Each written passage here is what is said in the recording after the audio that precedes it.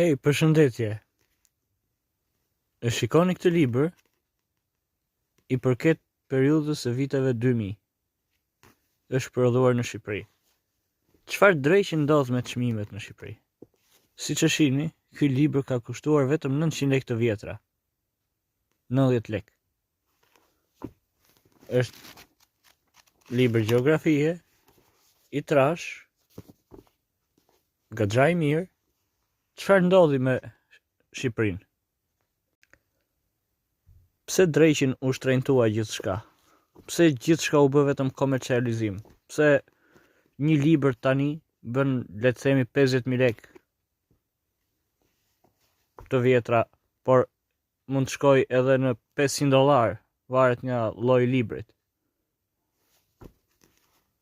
Pse dreqin u rritën këto çmime? Pse kur fare thjesht të libër mund ta merrte çdo lloj studenti, çdo lloj nxënësi, pse duhet të jenë çmime kaq të kripura?